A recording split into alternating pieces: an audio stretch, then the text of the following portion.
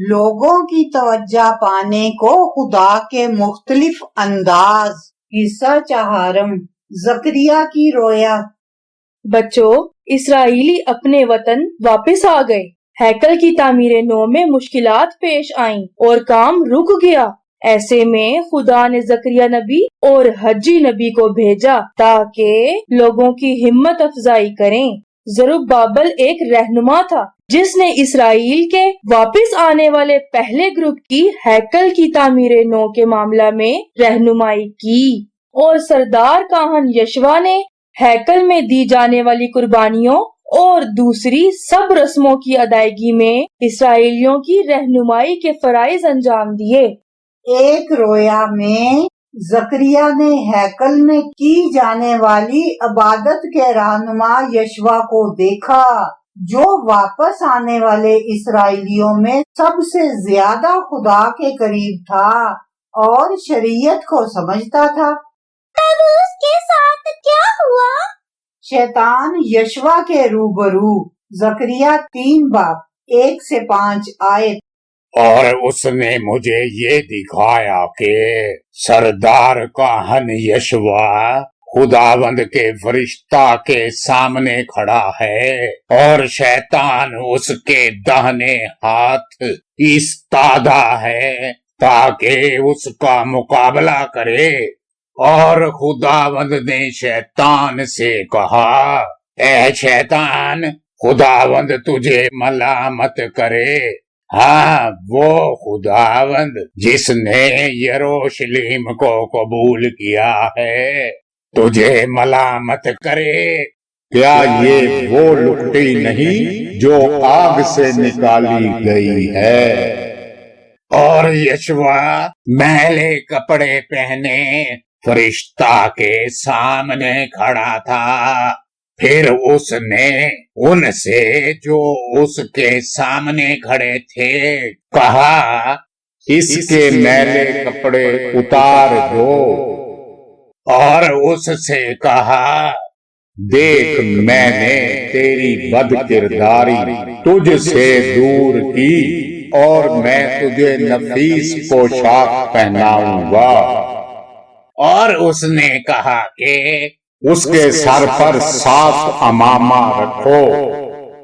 تب انہوں نے اس کے سر پر صاف امامہ رکھا اور پوشاک پہنائی، اور خداوند کا فرشتہ اس کے پاس کھڑا رہا۔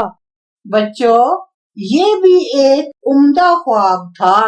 زکریا نے شیطان کو یشوا کی دائیں سمت جھگڑا پر آمادہ کھڑا دیکھا۔ بچوں، کیا آپ کو ایوب کی کہانی یاد ہے؟ شیطان نے ایوب کو بھی خدا کے حضور مجرم ثابت کرنے میں بڑی زور آزمائی کی تھی۔ لوگوں کو گناہوں میں الجھانا اور برا ثابت کرنے کی بھاگ دوڑ شیطان کا بنیادی شغل ہے۔ مگر یشوا کے متعلق خدا کا فرمان تھا، کیا یہ وہ لکٹی نہیں جو آگ سے نکالی گئی ہے؟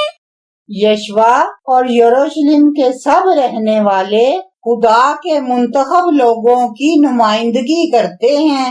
وہ بابل کی محکومی اور اسیری کے تکلیف دہ مراحل سے گزر چکے تھے۔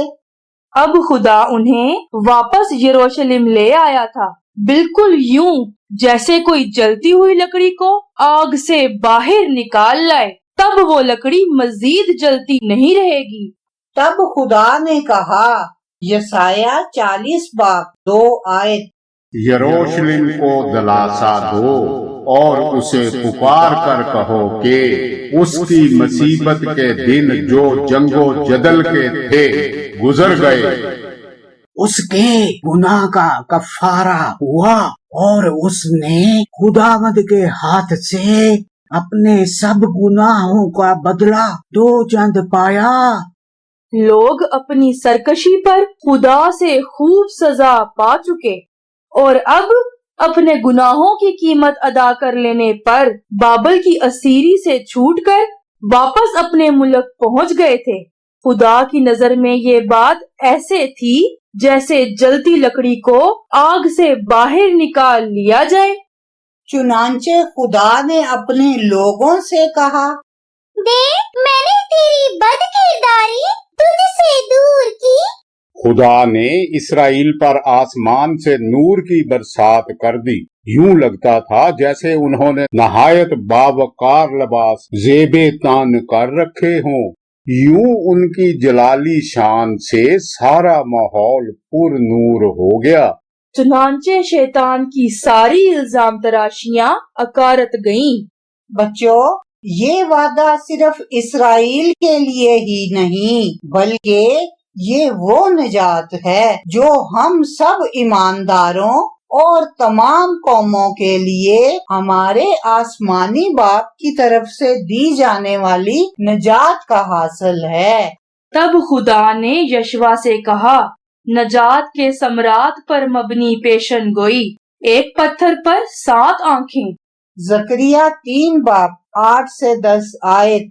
अब ए यशवा सरदार काहन सुन, तू और तेरे रफीक जो तेरे सामने बैठे हैं वो इस बात का ईमा है कि मैं अपने बंदा यानी शाख को लाने वाला हूँ, क्योंकि उस पत्थर को जो मैंने यशवा के सामने रखा है, देख उस पर 7 आंखें हैं, देख मैं उस पर कंधा करूंगा। रब्बुल अफ़वाज फरमाता है, और मैं इस मुल्क की बदकारी को एक ही दिन में दूर करूंगा। रब्बुल अफ़वाज फरमाता है, उसी दिन तुम में से हर एक अपने हमसाया को ताक और अंजीर के नीचे बुलाएगा। बच्चों, ये रोया रोजे अदालत की उम्मीदों से भरपूर है जिनकी पेशन गोई खुदा ने इसराइल के लिए फरमाई। इसमें ईमानदारों के लिए नजात की खुशियां झलकती हैं। जकरिया ने जो कुछ देखा वो सब खुदा के उस मंसूबा की जुज़ियात थीं जिन्हें यसूह के हाथों तकमील तक पहुंचना था। पत्थर पर कंधा, 7 आंखें यसूह की आमद का पेशगी इजहार थीं। खुदा ने कहा वो इस पर लिखेगा और कंधा करेगा। मतलब ये कि नजात का सारा इंतजाम खुदा ने खुद कर रखा था, जिसे यसूह की मौत की राहों से मुकम्मल होना था। मैं इस मुल्क की बदकारी को एक ही दिन में दूर करूंगा। यानी जिस दम यसूह ने सलीब पर जान दी तो इंसानियत के सारे गुनाह उसके खून से साफ हो गए। जो इंसान दुनिया से यसूह पर ईमान की हालत में जा चुके, जो मौजूद हो या आने वाले जमानों के सब ईमानदार नजात पा गए। अब शैतान इंसानों को उनके गुनाहों का ताना नहीं दे सकता और खुदा भी इंसान की खोई हुई अजमत बहाल कर देगा। बच्चों, खुदा ने जकरिया को ये रोया इसलिए दी कि वो लोगों को बता दे खुदा ने उनके गुनाह माफ कर दिए, क्योंकि आने वाले दिनों में यसूह अपने वजूद पर गुनाह की सजा झीलकर सब ईमानदारों को खुदा के हजूर बेगुनाह ठहराएगा। तब वो यसूह की पेश की गई नजात की कीमत से रास्तबाजी की जलाली शान वाला लिबास ज़ेबे तन करेंगे और खुदा के लोग हमेशा हमेशा तक खुदा के साथ क़याम करेंगे। खुदा ने कहा, उसी दिन तुम में से हर एक अपने हमसाया को ताक और अंजीर के नीचे बुलाएगा। ये इस बात की पेशगी अलामत है कि खुदा के लोग अमन और खुशियों के मजे उड़ाएंगे। सब तकलीफें एक ही दिन में दूर हो जाएंगी। तब जकरिया ने और कौन सी रोया देखी? अदालत की अलामत, उड़ता हुआ तूमार। जकरिया 5 बाब 1 से 2 आयत। फिर मैंने आंख उठाकर नजर की और क्या देखता हूँ कि एक उड़ता हुआ तोमार है। उसने मुझसे पूछा, तू क्या देखता है? मैंने जवाब दिया, एक उड़ता हुआ तोमार देखता हूँ, जिसकी लंबाई 20 हाथ और चौड़ाई 10 हाथ है। बच्चों, जकरिया ने एक बड़ी सी चीज उड़ती हुई देखी जो एक लिपटे हुए तोमार जैसी थी। इसका मतलब था कि उड़ता हुआ ये तोमार सिलेंडर नुमा था, 20 हाथ लंबा और 10 हाथ चौड़ा। पुराने अहद के जमाना में लोग खाली हाथ लंबाइयां नापते थे। हाथ तो सबके पास ही होता है, चुनांचे इस तरह नापना और जानना आसान होता था। एक हाथ यानी कोहनी से कलाई तक ये तकरीबन 50 सेंटीमीटर के बराबर बनता है। यानी ये उड़ता हुआ तोमार तकरीबन 10 मीटर लंबा और 5 मीटर चौड़ा था। ये बड़ा सिलेंडर क्या करने जा रहा था? जकरिया 5 बाब 3 से 4 आयत। फिर उसने मुझसे कहा, ये वो लानत है जो तमाम मुल्क पर नाजल होने को है, और इसके मुताबिक हर एक चोर और झूठी कसम खाने वाला यहाँ से काट डाला जाएगा।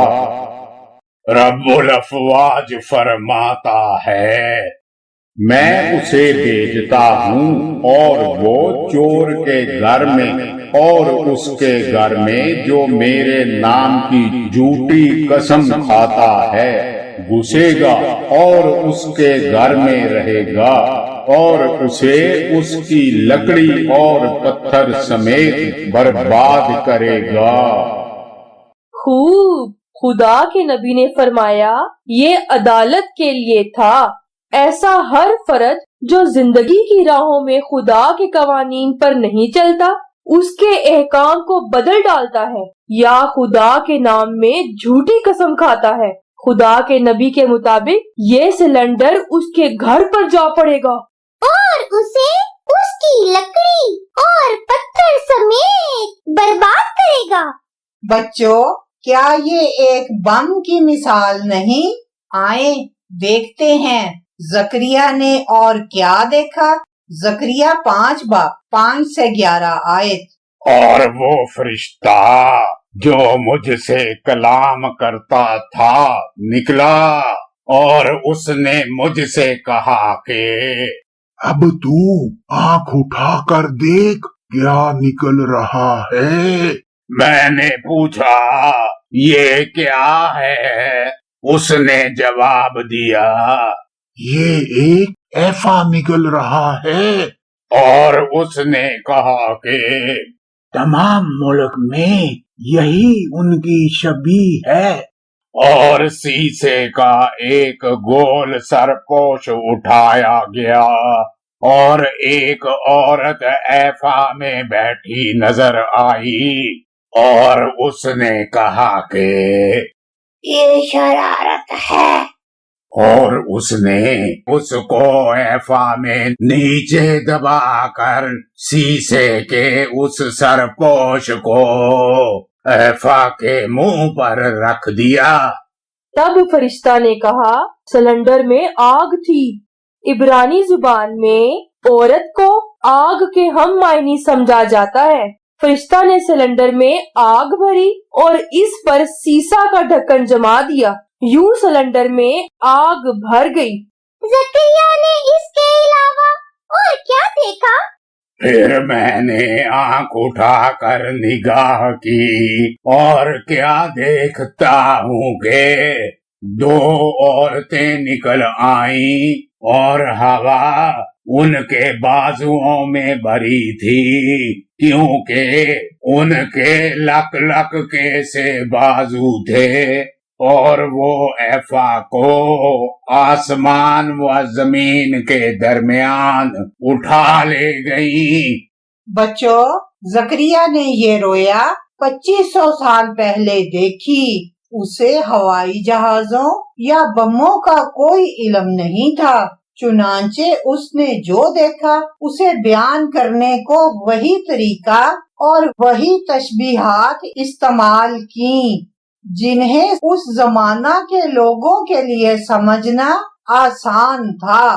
जकरिया ने कहा, बड़े परिंदे जैसी कोई चीज जो सिलेंडर को उठाए हुए थी और वो नहायत तेज रफ्तार थी। इसराइल में एक परिंदा पाया जाता है जिसे हम लकलक कहते हैं। जब लकलक उड़ता है तो ये आम परिंदों की तरह परों को फड़फड़ाता नहीं, ये सिर्फ अपने पर फैलाता और हवा में तैरने लग जाता है। तो जकरिया ने उस चीज को जो सिलेंडर को लिए जा रही थी यूं बयान किया जैसे कोई लक-लक। बच्चों, ये तो आज के जमाना के जोहरी बम और बमों को ले जाने वाले हवाई जहाज हुए। मगर ये जहाज बमों को लिए क्या करने जा रहे थे? तब मैंने उस फरिश्ता से जो मुझसे कलाम करता था पूछा कि ये एफा को कहाँ लिए जाती हैं। उसने मुझे जवाब दिया, सनार के मुल्क को, ताकि उसके लिए घर बनाए और जब वो तैयार हो तो ये अपनी जगह में रखी जाए। फरिश्ता के कहने का मतलब था ये जोहरी हथियार जंग की तैयारियों के लिए बाबल की तरफ भेजे जाएंगे। बच्चों, क्या आप जानते हैं बाबल कहाँ वाक़े है? नूह के तूफान के बाद खुदा ने लोगों को दुनिया भर में मुंतशर कर दिया था, मगर लोगों का एक टोला ऐसा भी था। उनको मुल्के सनार में एक मैदान मिला और वो वहाँ बस गए। तब वो कहने लगे, आओ हम अपने वास्ते एक शहर और एक बुर्ज जिसकी चोटी आसमान तक पहुँचे बनाएं और यहाँ अपना नाम करें। ऐसा ना हो कि हम तमाम रुए जमीन पर प्रागंदा हो जाएं। पैदाइश 11 बाब 4 आयत। सनार यही बाबल है, यानी खुदा की बादशाही और उसके अख्तियार को ललकारने वालों की इब्तदाई आमाजगाह। अदालत के लिए 4 रथ। जकरिया 6 बाब 1 आयत। तब मैंने फिर आंख उठाकर निगाह की तो क्या देखता हूँ कि 2 पहाड़ों के दरमियान से 4 रथ निकले और वो पहाड़ पीतल के थे। जकरिया 6 बाब 7 से 8 आयत। और सुरंग घोड़ों वाला भी निकला और उन्होंने चाहा कि दुनिया की सैर करें और उसने उनसे कहा, जाओ दुनिया की सैर करो। और उन्होंने दुनिया की सैर की। तब उसने बुलंद आवाज से मुझसे कहा, देख, जो शमाली मुल्क को गए हैं उन्होंने वहाँ मेरा जी ठंडा किया है। जकरिया ने देखा 4 रथ खुदा की अदालत के पहाड़ से निकले और तमाम अतराफ में फैल गए। फरिश्ता ने कहा, देख, जो शुमाली मुल्क को गए हैं उन्होंने वहाँ मेरा जी ठंडा किया है। शुमाल का मुल्क यानी बाबल सनार की तरफ इशारा है। दूसरे लफ्जों में रोया इस बात का इजहार थी कि खुदा ने बाबल के गुनाहों पर उसकी अदालत की। बच्चों, जकरिया ने जो रोया देखी उसका ताल्लुक हमारे आज के जमाना से है। हमारी आज की साइंसी तरक्की और आज के जंगी हथियार यानी जकरिया के जमाना से 2500 बरस बाद आज का जमाना। मगर खुदा ने जकरिया को वो कुछ दिखा दिया जो आज के इस दौर में हो रहा है और ये भी दिखाया कि ये हथियार इसराइल पर आजमाए जाएंगे। اگرچہ جوہری ہتھیار سنار کی طرف منتقل کیے جا رہے تھے، مگر خدا نے اعلان کر دیا کہ اس کی فوج جنگ جیتے گی۔ کیا یہ بات نہایت ہی شاندار نہیں؟ ہمارا خدا وقت اور حالات کا پابند نہیں، وہ انسانوں کی ساری تاریخ سے واقف ہے اور اس کی بادشاہی انسانوں کے درمیان ہے۔ دنیا ہر سمت پھیلی جنگوں کی وجہ سے کتنی ہی خطرناک اور ڈراؤنی کیوں نہ ہو جائے، خدا سب کچھ پہلے سے جانتا ہے اور اس کی بادشاہی ہر صورت قائم ہے اور رہے گی۔ بچوں، خدا کی طرف سے نبیوں کی زبانی کی گئی بہت سی پیشن گوئیاں پوری ہو بھی چکی، دنیا کے انجام کے متعلق کی گئی پیشن گوئیاں بھی ایک ایک کر کے پوری ہو رہی ہیں۔ چنانچہ بائبل صرف بیتے زمانوں کا تحریری بیان ہی نہیں، بلکہ انسان کے مستقبل کی راہوں اور اس کے انجام کی خبر بھی اسی میں پوشیدہ ہے۔ آئیں دعا کریں۔ پیارے باپ، میں نہیں جانتا تھا تو آج سے 2500 برس پہلے جوہری ہتھیاروں کی پیشن گوئی کر چکا ہے۔ زکریا اپنے زمانہ کی رویا کو آج کے پس منظر میں بیان نہیں کر سکا، مگر بات تو وہی ہوئی کہ دنیا کے انجام کے قریب لوگ خوب جان لیں گے تو ہی خداوند یہوہ سچا اور ابدی خدا ہے۔ ان رویاؤں میں اسرائیل کے آنے والے حالات بتائے گئے، جس کا مطلب ہے تجھے 2500 برس پہلے خوب معلوم تھا کہ اسرائیل آنے والے 2500 میں بھی موجود ہوگا۔ تو یہ بھی جانتا تھا کون سچے دل سے تجھے مانتا، تیری تعظیم کرتا ہے، اور وہ کون ہے جو محض ظاہری عبادت دکھاوا کے طور پر کرتے ہیں۔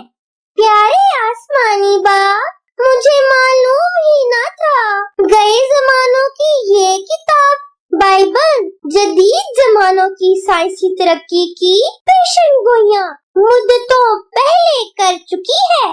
اس کا مطلب ہے تو ساری انسانی نسل کی باتیں شروع سے لے کر انجام تک جانتا ہے۔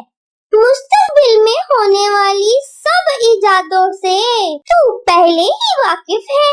پیارے آسمانی باپ، میں زندگی بھر تیرے احکام پر چلتا رہوں گا، تیری ہی عبادت کروں گا، کیونکہ تو ہی سچا، عظیم اور شاندار خدا ہے۔ یسوع کے نام میں میری دعا ہے، آمین۔ بائبل کی یاد کرنے کی آیت۔